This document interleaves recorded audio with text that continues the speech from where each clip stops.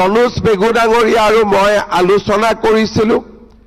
আমি দেখিছোঁ যে এই 5 বছৰ নহয়, অহা 5 বছৰতো আমি 1.5 লাখ 2 লাখ ল'ৰাক আৰু চৰকাৰী চাকৰি আমি দিব পাৰিম।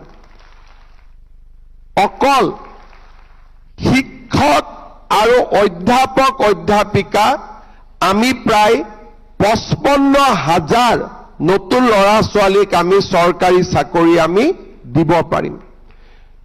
অৰ্থাৎ আমাৰ যিটো লক্ষ্য, এফালে উদ্যোগ, যাতে আমাৰ ল'ৰা ছোৱালীয়ে উদ্যোগত কাম কৰিব পাৰে, এফালে হাই স্কিল AI যিটো আমি ITI দেখুৱালো, ইয়াত ল'ৰা ছোৱালী পাছ কৰাৰ লগে লগে ভাৰতৰ যিকোনো জাগাৰ পৰা মেনুফেকচাৰিং সমূহে আমাৰ ল'ৰা ছোৱালীক লৈ যাব, not as a security guard in high paying jobs.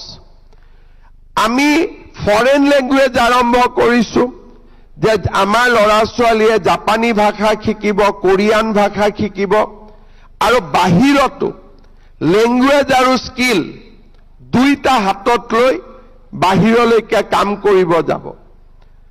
যোৱা 7 দিন আমাৰ ল'ৰা ছোৱালীক আমি আৰু এটা স্কিমৰ জৰিয়তে ব্যৱসায় আৰু বাণিজ্য কৰাৰ বাবেও সুবিধা দিছোঁ।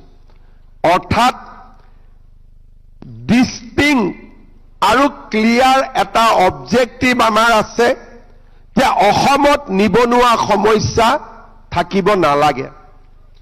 নিবনুৱা আমি কেনেকৈ সমাধান কৰিম?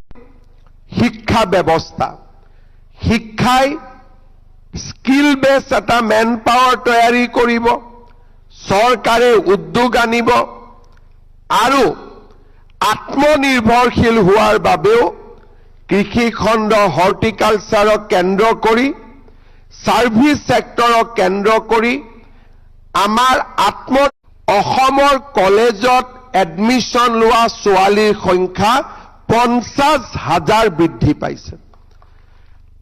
আৰু তাৰ মূল কাৰণটোৱে হৈছে নিযুত মইনা আঁচনি। নিযুত মইনা আঁচনিয়ে আৰ্থিকভাৱে দুৰ্বল ছোৱালীসকলক এটা শক্তি দিছে যে দেউতা, তুমি মোৰ পঢ়াৰ কাৰণে খৰচ কৰিব নালাগে, চৰকাৰে আমাক পঢ়ুৱাব।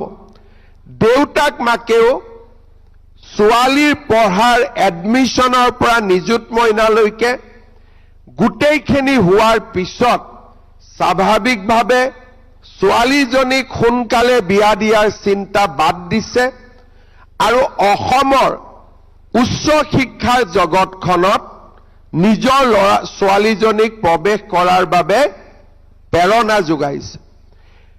সেই প্ৰক্ৰিয়াৰ লগত সেই প্ৰক্ৰিয়াৰ লগতে সংযোগ কৰি আজি আমাৰ ছাত্ৰসকলৰ বাবেও আমি অলপ সময় পিছতে নিযুত বাবু আঁচনি আৰম্ভ কৰিম।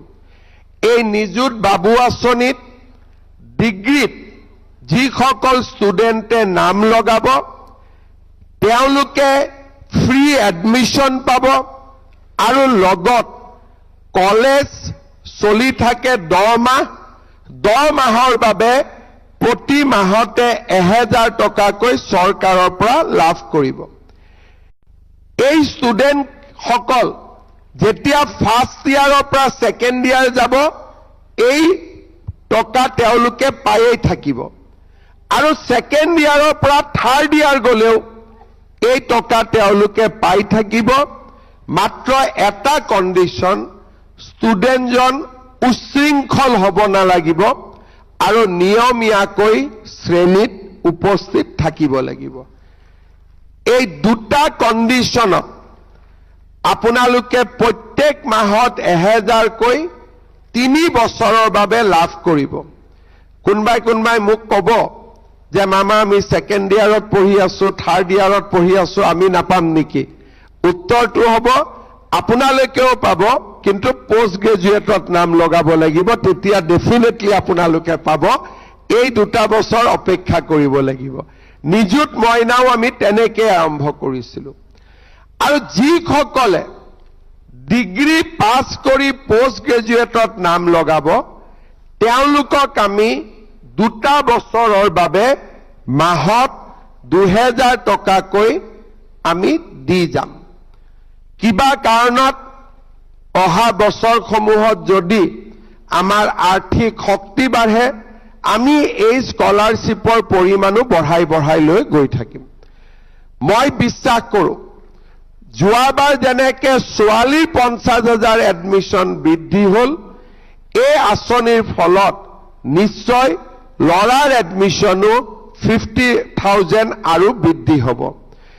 মই শিক্ষামন্ত্ৰী ডাঙৰীয়াক আৰু এটা আঁচনিৰ কাৰণে অনুৰোধ কৰিম আটাইতকৈ পইচাৰ প্ৰয়োজন আমাৰ যিসকলে বিএড পৰীক্ষা বিএডত এডমিশ্যন লৈছে কলেজবিলাকত বিএডৰ কাৰণে বহুত পইচা দিব লাগে দুখীয়া ঘৰৰ ল'ৰা ছোৱালীয়ে বিএডত এডমিশ্যন পৰা নাই গতিকে বিএড ষ্টুডেণ্টৰ কাৰণে আমি এটা স্পেচিয়েল নিযুত মইনা আৰু নিযুত বাবু আৰম্ভ কৰিব লাগে যাতে কলেজৰ ফিজখিনি ল'ৰা ছোৱালীয়ে দিব পাৰে দুখীয়া ল'ৰা ছোৱালী যাতে বিএড পঢ়াৰ পৰা বঞ্চিত হ'ব নালাগে এই দিশটো আমি নিশ্চিতভাৱে লক্ষ্য কৰিম।